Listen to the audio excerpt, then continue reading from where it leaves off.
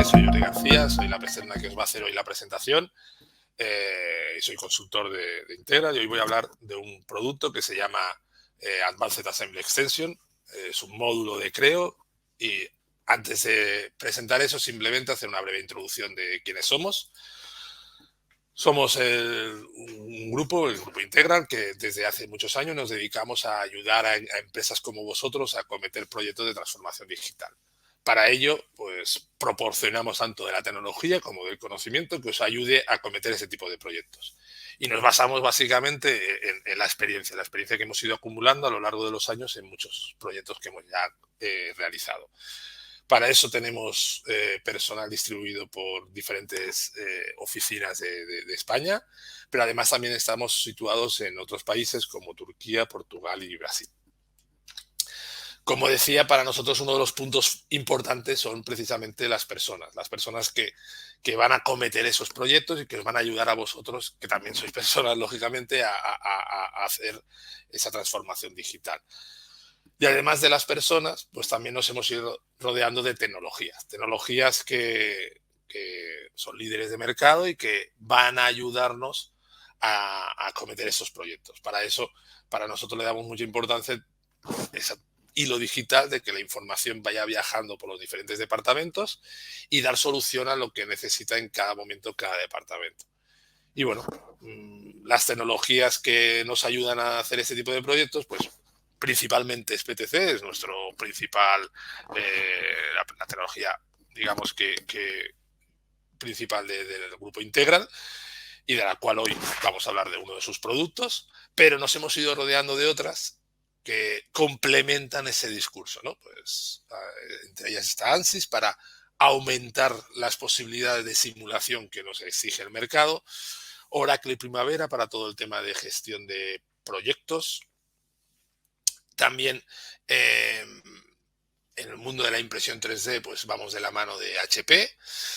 Y bueno, y en los últimos años nos hemos dedicado a crear software y para ello hicimos incluso una organización, una nueva empresa que se llama Integral Software Factory, que se dedica a desarrollar aplicaciones que o bien no hemos encontrado en el mercado o las que hemos encontrado no se adaptan a nuestro tipo de clientes, ¿no?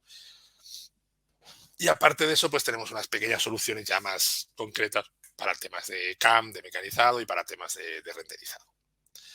Y bueno, al final, ese es el objetivo, ¿no? A partir de aquí ya vamos a empezar a hablar de lo que es el producto de hoy, del Advanced Assembly Extension. Antes de nada voy a hacer una introducción de lo que nos encontramos. Dice, bueno, montar un conjunto de pocas piezas, pues normalmente es un reto que es relativamente sencillo. Cuando ya vamos aumentando ese número de piezas, pues se convierte en algo un poco más complejo, más difícil, que hay que tener en consideración muchas más cosas, pero cuando ya estamos hablando de un producto grande, un producto con muchas piezas, pues aquí ya estamos hablando de una complejidad muy grande, que lo podemos llamar incluso que es un desafío, ¿no? Aquí ya estamos hablando de proyectos que en muchos de los casos se trabajan de manera colaborativa y ese esfuerzo necesario, pues con la herramienta que vamos a ver ahora, podemos conseguir ayuda para facilitar ese desafío, ¿no? ¿Qué nos ocurre? Bueno, al final los conjuntos muy grandes, pues aunque hoy en día el hardware es muy bueno y tiene una potencia muy alta, también cada vez le exigimos más, detallamos más las piezas, completamos antiguamente, pues cuando, no sé, montaban los tornillos y las tuercas de arandelas porque pesaba mucho el conjunto, ahora cada vez se monta más todo y ese montar todo cada vez más, pues exige cada vez más al hardware, ¿no? Entonces, como a veces los hardwares no son de capacidad infinita, pues hay que intentar buscar herramientas que nos ayuden a trabajar, a diseñar y a desarrollar productos de tal manera que sea más óptimo versus las herramientas que tenemos, ¿no? Aquí vamos a definir una metodología y esta metodología, de alguna manera, en el mundillo se conoce diseño top-down o de arriba hacia abajo, es decir, vamos a definir el producto estructuralmente desde un inicio y vamos a ir desgranándolo en pequeños productos que iremos diseñando poco a poco, de tal manera que podemos abrir modelos más pequeños a la hora de trabajar y por lo tanto optimizamos mejor el resultado del hardware. Y el otro gran problema que suele ser este tipo de diseños complejos es cuando hay que hacer cambios, modificaciones, configuraciones. Aquí incluso muchas veces requiere de un esfuerzo muy grande en esos cambios, porque estamos hablando de modelos muy complejos, muy pesados, con muchas piezas, con muchas interacciones entre piezas, pues el tener una metodología y unas herramientas que nos ayuden van a facilitar este tipo de diseños. ¿Qué nos encontramos también? Pues típicamente la necesidad a veces de cambiar una pieza por otra, una geometría por otra en un modelo, ¿no? Y eso, pues cuando tenemos componentes que están apoyados unos con otros, pues a veces nos da o nos genera dificultades a la hora de hacer esos cambios.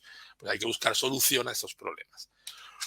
Otro tipo de necesidad que también surge es el de proteger nuestra propiedad intelectual, protegernos pues, de que nos puedan copiar, nos puedan extraer nuestra información. Entonces, poder hacer elementos que no sea factible utilizarlos o sacarle toda la información para poder replicarlos, ¿no?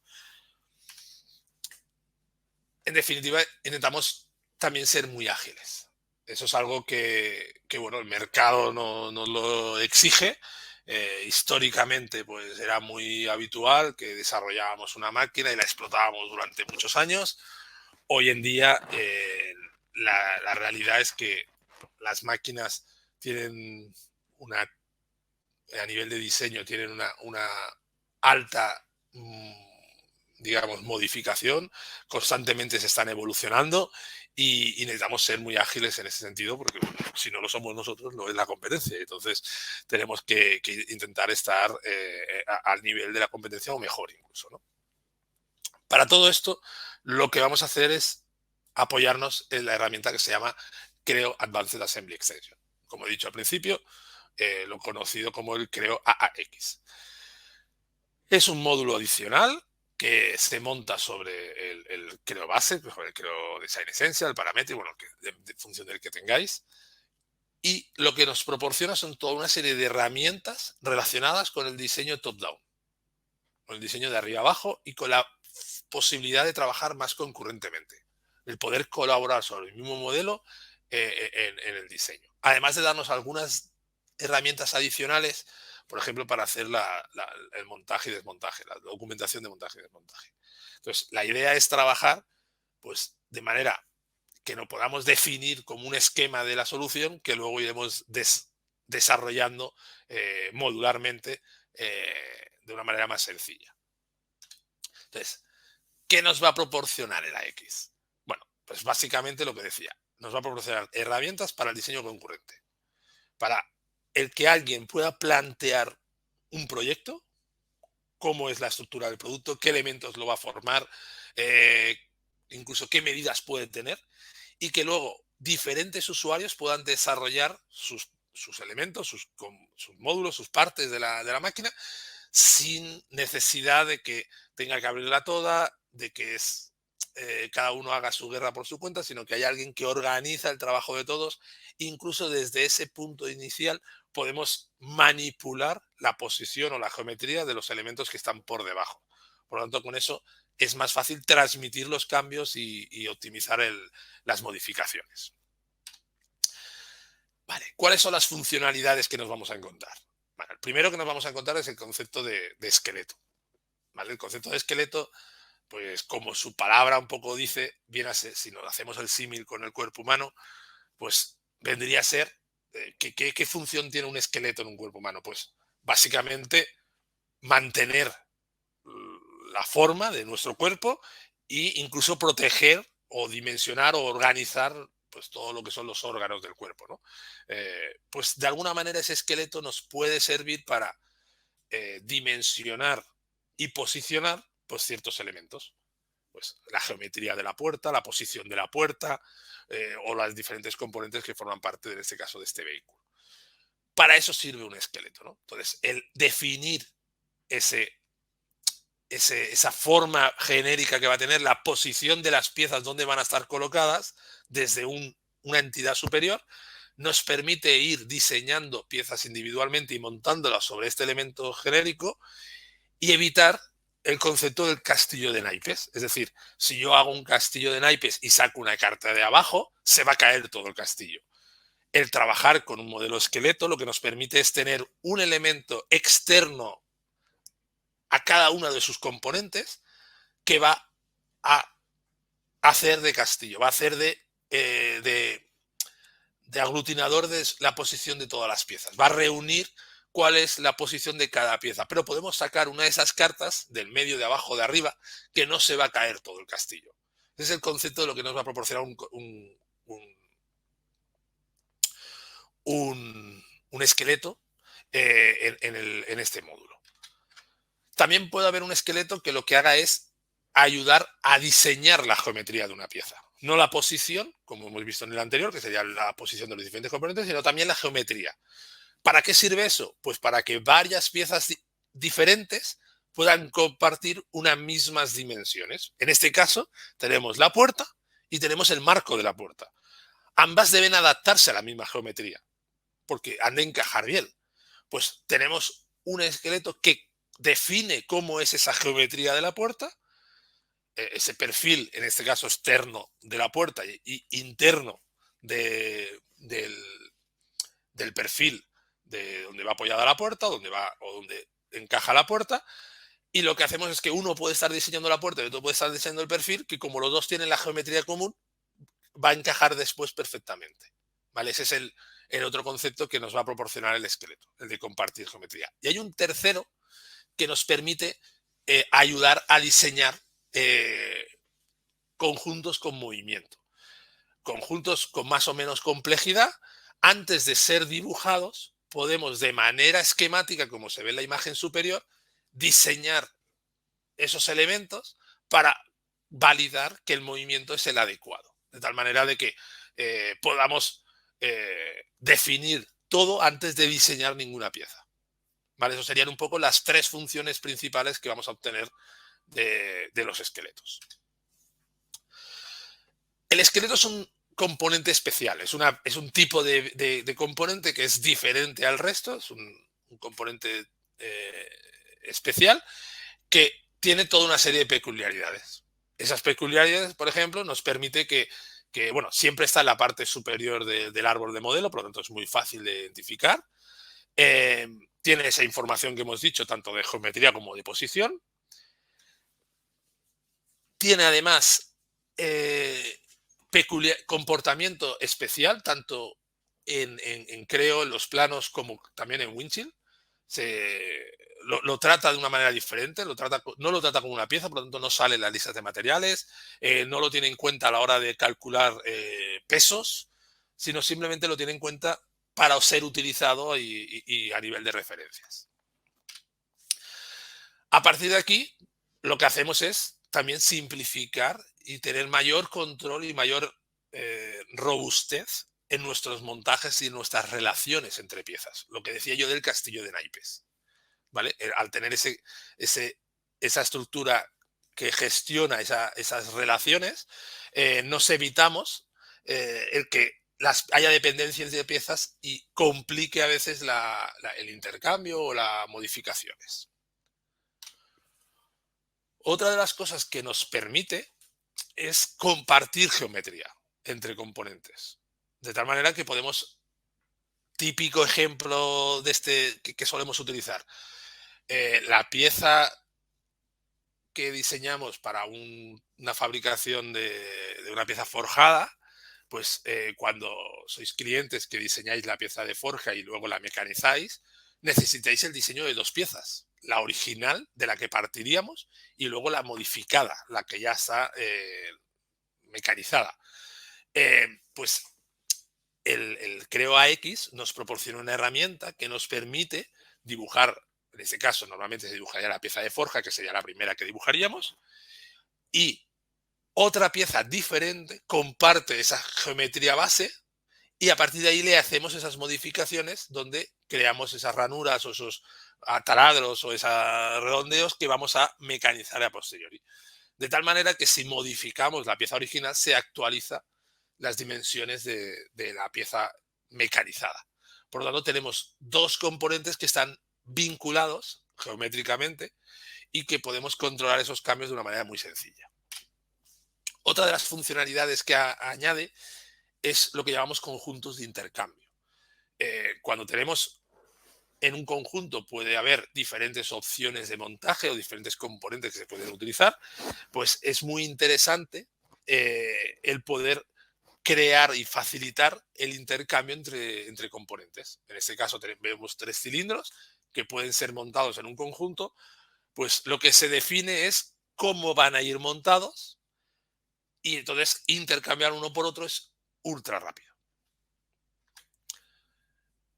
El tema que hemos dicho de la forja también es aplicable, por ejemplo, a este tipo de componentes, al poder hacer pues, el, el, pues una geometría en la cual le sacamos, pues sacar para un molde o para un tipo de fabricación de este tipo, donde necesitamos el macho y la hembra del componente, pues podemos hacer este booleano entre ambos de una manera muy sencilla también.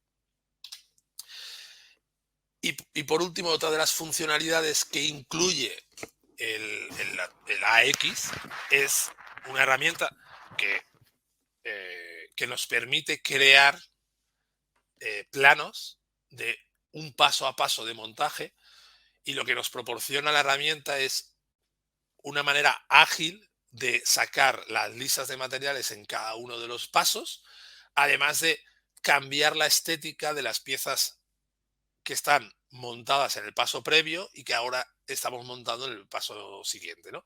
Como se ve en la imagen, pues a medida que vamos evolucionando en cada uno de los pasos, vamos viendo, por ejemplo, en ese caso, en líneas discontinuas y color verde, las piezas que ya están montadas en el paso anterior, y en negro las nuevas piezas que se están montando en este siguiente paso, además de poner los globos oportunos y además de sacar la lista de materiales concreta de lo que estamos montando en ese momento. Y eso lo hace automático sin tener que hacerlo de una manera manual. Bueno, al final todo esto nos va a permitir de una manera más robusta, fácil y ágil el diseñar una máquina totalmente parametrizada, que podamos variar o crear variantes de una manera ágil y de una manera fácil. Además, también nos proporciona toda una serie de herramientas de programación, de transmisión, digamos, de información paramétrica entre piezas y conjuntos, o incluso una cosa que no hemos hablado, que son los layouts. Ahora lo hablaré. Vamos a ver un pequeño ejemplo práctico de todo un proceso completo que haríamos con todas las herramientas que nos proporciona la X. Hay una cosita que no he comentado, que es que hay un elemento adicional, que es el cuaderno, que nos permite diseñar un esquema del producto. Imaginemos en este caso que queremos hacer una estructura, una especie de mesa que va a soportar pues esa caja que vemos allí. Entonces, esa mesa o esa caja va definida por una serie de atributos, de valores, que son el alto, ancho, largo y la altura, por ejemplo, el nivel que tenemos. Entonces, se define un esquema, se hace un esquema como el que vemos a la izquierda, esa imagen, se define unos valores, que son los que vemos en medio, y esos valores van a ser transmitidos a cada una de las piezas y se van a ser utilizados para poder controlar el diseño de todo lo que viene a continuación. El siguiente paso es diseñar el producto, diseñar el esquema del producto. Vamos a poder diseñar qué componentes va a formar parte de esa estructura, independientemente de que tengamos o no dibujado las piezas. Vemos aquí algunos iconos que aparecen en negro. Esos serían piezas que tenemos claro que se van a diseñar, pero aún no tenemos el diseño, pero ya las hemos montado en la estructura. Tenemos los esqueletos que hemos hablado al principio, que van a gobernar, en una máquina puede haber más de uno, van a gobernar la geometría, la posición, la forma de los diferentes niveles. y vamos a transmitir información entre lo primero que hemos creado, que es esto, y el resto. Entonces, lo primero será diseñar esos esqueletos donde definamos y controlemos la dimensión y la posición de las piezas que vamos a utilizar. Y a partir de ahí, lo que vamos a hacer es transmitir o compartir desde el esqueleto a cada uno de los componentes aquello que va a necesitar. ¿Vale? Aquí hemos dibujado un esquema, vemos una serie de curvas que están en azul, vemos una serie de posiciones que son los sistemas de coordenadas y vemos un bloque que, digamos, que nos dimensiona la forma. La posición, las geometrías, las medidas de todo esto vendrán gobernadas por el esquema que hemos hecho previamente en el cuaderno. Por lo tanto, no vamos a poner aquí valores, no vamos a decir que esto mide 600, 400, 1000 o 800. Eso va a venir del esquema inicial.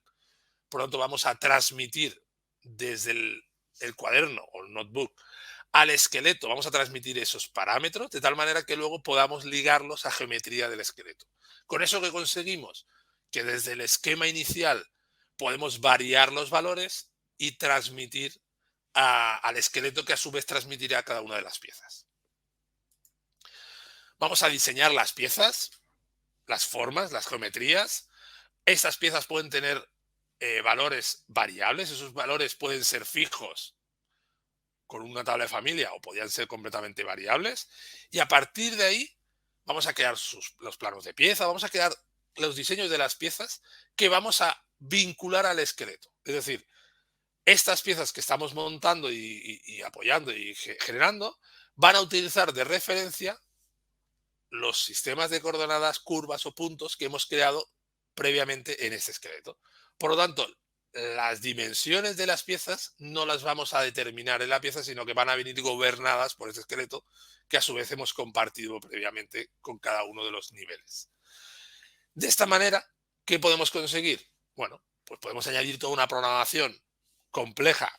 Por ejemplo, si imaginemos un caso del caso de la mesa que estábamos hablando, ¿no?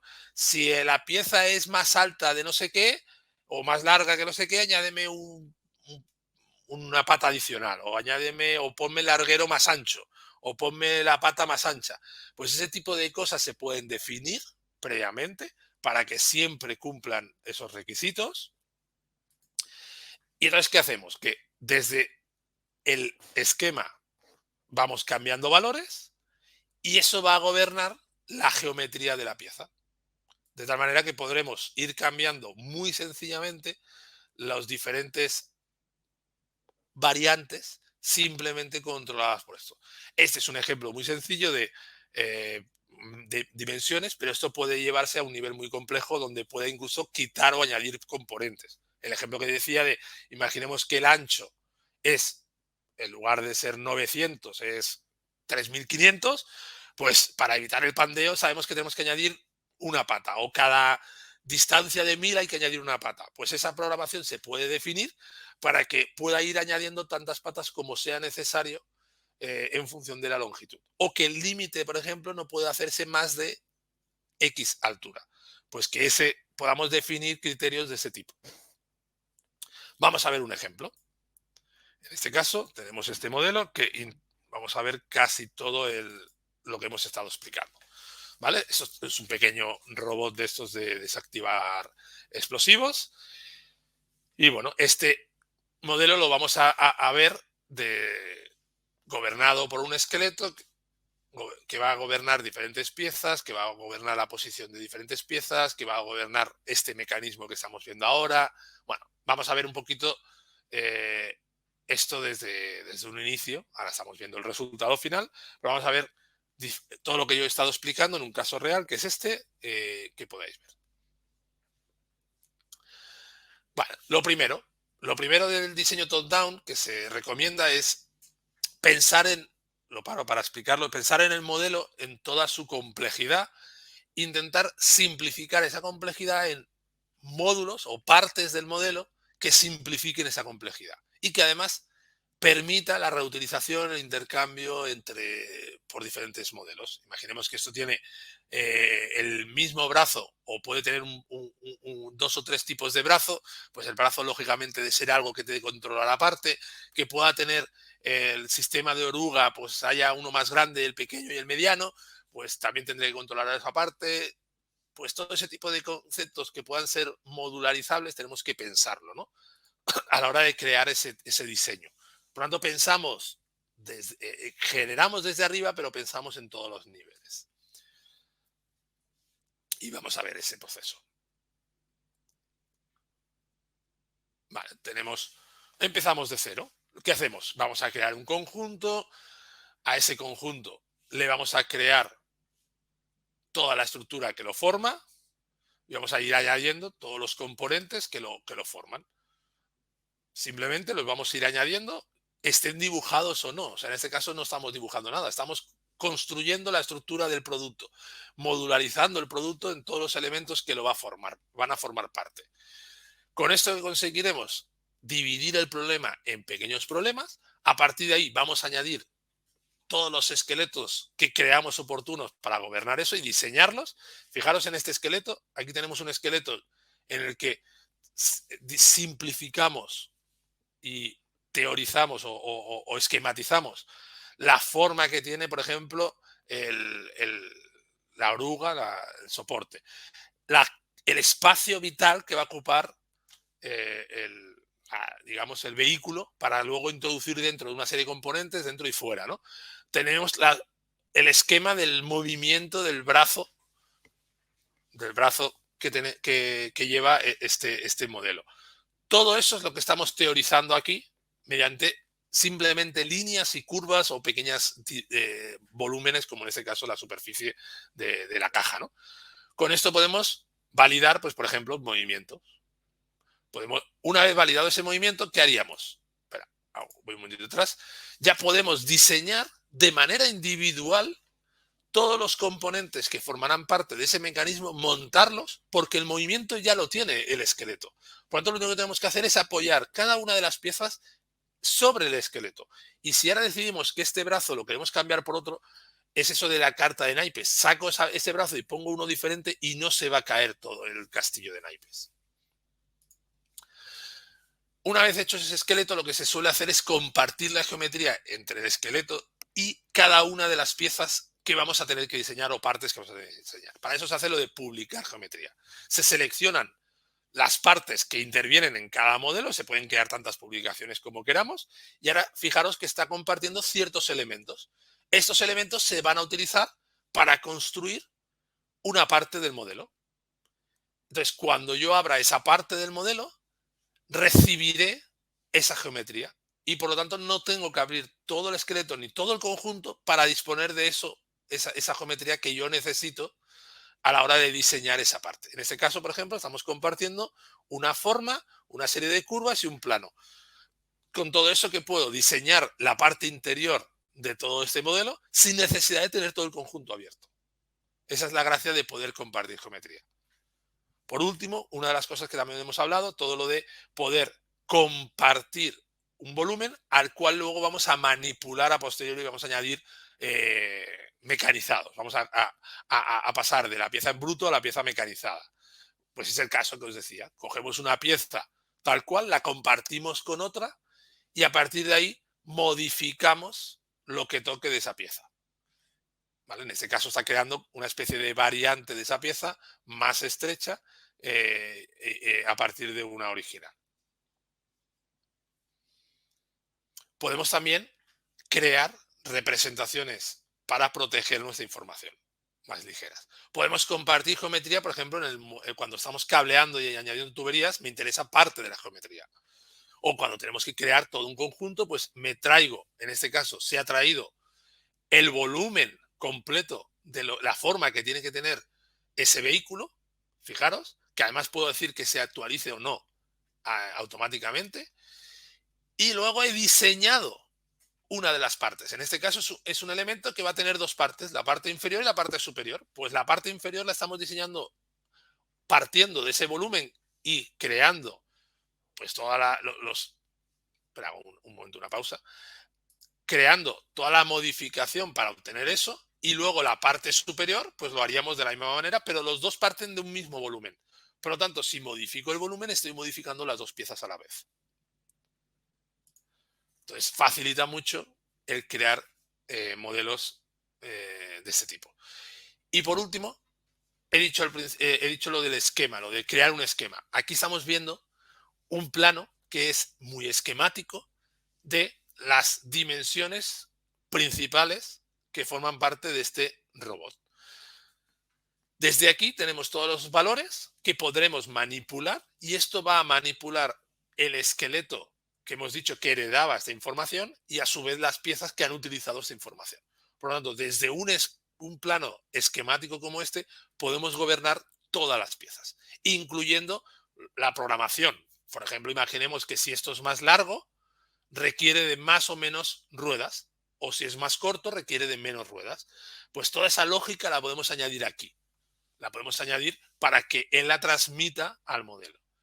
¿Vale? Esto, tenemos aquí un plano típico de referencia, tenemos el esqueleto que recibe toda esa información y tanto desde un lado como desde otro podemos manipular todas las geometrías y podremos ir viendo los valores. Pues ahora quiero, en lugar de 4 ruedas, quiero 3, pues simplemente regenero y ahora ya tengo las 3 ruedas. Viene todo gobernado por el modelo anterior. Lo mismo para diseño de pieza, para diseño de conjunto. Esta pieza puede ser más larga o más corta, venir gobernada por otros elementos. Todo eso lo podemos venir de atrás. En resumen, al final tenemos la posibilidad de definir un proyecto y transmitir esa definición a los diferentes usuarios para que cada uno diseñe su parte o diseñe parte del modelo y sea más ágil luego, sobre todo, los cambios o modificaciones del modelo. Por lo tanto, facilita ese trabajo colaborativo de un diseño de un producto complejo. Además de esto que hemos visto en el modelo, un par de cositas que no teníamos en este ejemplo. El tema de los conjuntos de intercambio es un tipo de conjunto que se crea y que en él montamos todas las opciones disponibles. En este caso es la pequeño cuchillo o navaja que hemos visto en alguna foto. Pues como añadimos todos los posibles variantes que hay, simplemente las colocamos en el espacio por un tema de que cuando se abra sea más fácil de entender. Y una vez colocado, lo importante es que vamos a definir cuáles son sus referencias de montaje para cada una de las piezas. ¿Vale? Aquí tendríamos todas las posibles mangos que tiene el cuchillo. Y ahora aquí, ¿qué estamos definiendo? Bueno, para cada uno de los componentes, que sería cada una de estas, para cada uno de los componentes, vamos a ir añadiendo cada una de las referencias de montaje que pueda tener. Pues puede ser que en un elemento se apoye por un agujero y en otro se apoye por otro agujero diferente. O por una arista y en uno se coja un plano y en otro se coja otro plano. Pues para cada uno de estos elementos se va definiendo todas las referencias. Y simplemente se añade ese componente que acabamos de añadir. Lo que vamos a hacer es definir pues esa nueva referencia que va a ir completando para que luego, cuando intercambiemos uno por otro, sepa dónde montar. Fijaros que a medida que voy seleccionando se van iluminando del resto de referencias cuál es la geometría que coincide con la posición de lo que estoy montando. Pues en este caso, pues el taladro sería este.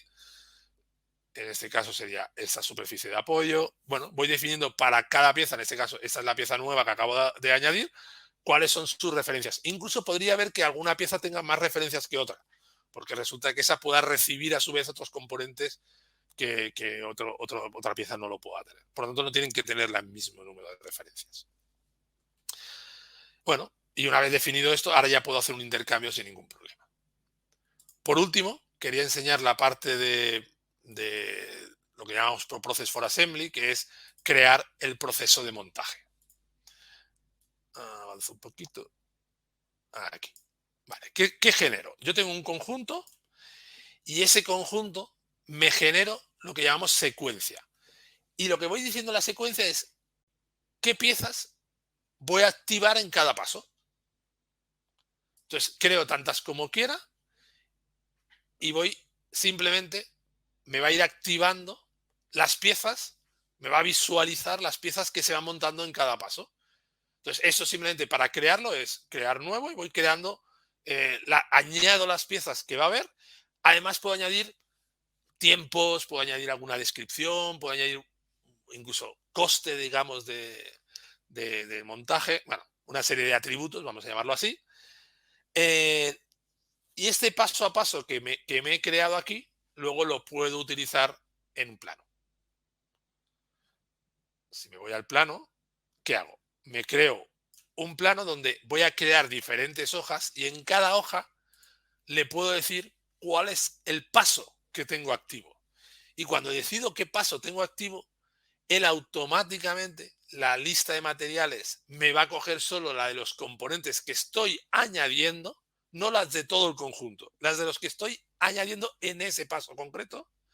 Y además me va a permitir fácilmente hacer que visualmente se vean en colores o características diferentes la geometría que está montada en el paso previo versus a la que estoy montando en el nuevo paso. Por lo tanto, puedo hacer muy sencillo el ir haciendo ese tipo de visualizaciones con su tabla de lista de materiales propia a cada uno de los montajes. Y cuando hago mostrar globos, pues lógicamente van a salir los globos solo de las piezas que estoy montando en ese paso. Por lo tanto, facilito mucho el crear ese tipo de paso a paso si aún estáis haciendo pues, montajes o instrucciones de este tipo. Un poco por resumir y concluir. Estamos hablando de facilitar a todos los usuarios el aumentar el rendimiento. Por lo tanto, estamos aumentando el rendimiento de ingeniería, de oficina técnica.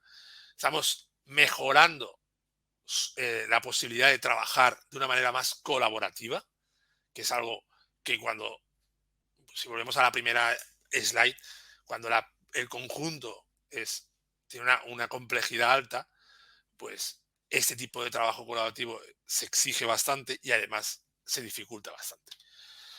Vamos a facilitar hacer los cambios, hacer cambios de diseño y a crear personalizaciones, hacer productos configurables mucho más rápido. ¿Vale? Eso nos va a permitir, pues, lógicamente, llegar antes al mercado. Por mi parte, antes de acabar, dos cosas. Una, agradeceros a vosotros la presencia. Recordaros las próximas presentaciones. Vamos a ver las novedades de MathCAD 9 la semana que viene. La siguiente semana, bueno, la semana que viene no, después de Semana Santa. La siguiente semana veremos las novedades de Keyshot. Luego vamos a ver una presentación de todos los productos que tienen que ver con simulación de Creo. Y por último, de momento previsto durante el mes de abril, tenemos el último viernes del mes de abril, tenemos vamos a enseñar las posibilidades de Windchill solo a nivel de gestión de CAD, que sería como o la gestión básica de Windchill para los usuarios que se inicien en esa hendidura, ¿no? A todos agradeceros vuestra presencia. No sé si bueno, disculparme al principio por el problema de sonido que hemos tenido. No sé si alguien tiene alguna duda o pregunta. Si no, tenéis mi contacto aquí. Tenéis también a través de la web de Integral. Podéis contactar con nosotros sin ningún problema. Y bueno, por mi parte, si no tenéis nada, nos vamos viendo en estos días y cualquier duda ya sabéis. Mira, me preguntan una cosita nada más. Vale, me preguntan sobre la diferencia entre el ProProcess y el Illustrate.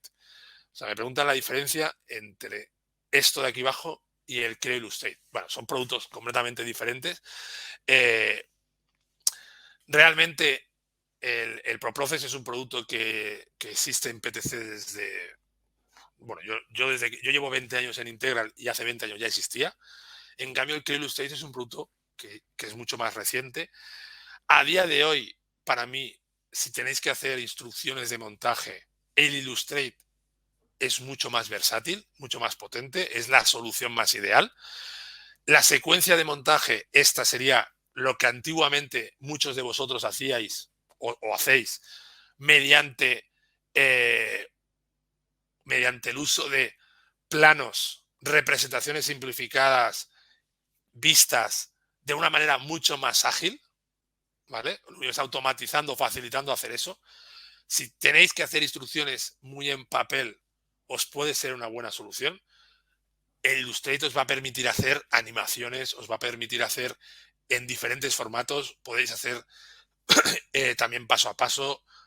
Realmente es mucho más versátil el uso de Illustrator para el futuro o en el presente que el ProProcess. No son comparables lo que pueden hacer uno con otro, pero bueno, sí que es verdad que el ProProcess está un poco en desuso, vamos a decirlo así. Me preguntan si los esqueletos están soportados en Winchill. Sí, sin ningún problema. De hecho, es un subtipo de componente que entiende y sabe tratar el propio Winchill como los conjuntos pieza plano. O sea, para él es otro subtipo de componente que va a saber manejar.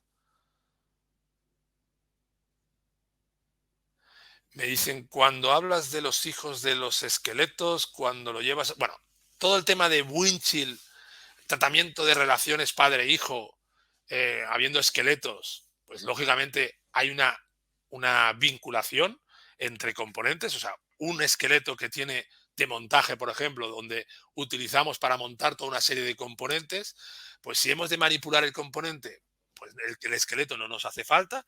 Si es un esqueleto de geometría, sí que nos va a venir con la pieza, por lo tanto van a ir de la mano porque son referencias, están vinculados. Si es de montaje, solamente cuando tengamos que manipular la posición, entonces vamos a ir al assembly principal y ahí nos va a arrastrar el esqueleto, las piezas y el assembly. Claro, los vínculos padre-hijo pues van a ser similares a un pieza conjunto. Lo que conseguimos trabajando de una buena forma con esqueletos es que a lo mejor no sea tan necesario traernos toda la máquina a nuestro espacio de trabajo cuando queremos solo modificar una parte de la máquina. Una buena estrategia de diseño de esqueletos lo que nos facilita es precisamente eso, el evitar tener que arrastrar toda una máquina entera cuando solo queremos manipular una parte de ella. Entonces, en eso es donde vamos a ganar. Lógicamente, Winchill va a trabajar y va a tener que arrastrar todo aquello que necesite para manipular y va a tener que extraer y archivar todo aquello que necesite en el momento que tengamos que modificar algo. Si hemos de modificar el esqueleto, pues lógicamente lo va a tener que extraer. Si hemos de modificar la posición de una pieza que hemos modificado con el esqueleto, va a necesitar modificar el esqueleto y el assembly donde va montado ese esqueleto. Las piezas no las va a tener que extraer, ninguna de ellas. Entonces, digamos que ese comportamiento es el normal dentro de esas relaciones parejo. Lo que facilita es quizá la gestión de esa cantidad de elementos que nos llevamos a un espacio de trabajo cuando trabajamos sin esqueletos y de alguna manera creamos muchos vínculos intermedios que no nos queda otra manera, no tenemos otra forma de montar eso sin crear esos vínculos. No sé si alguien más tiene una pregunta. Si no, pues lo dejaríamos aquí. Igualmente, como he dicho, tenéis mi contacto y yo encantado de hablar con vosotros cuando queráis. Bueno, pues nada más. A todos aquellos que hagáis vacaciones la semana que viene, que vaya bien las fiestas y estamos en contacto. Muchas gracias.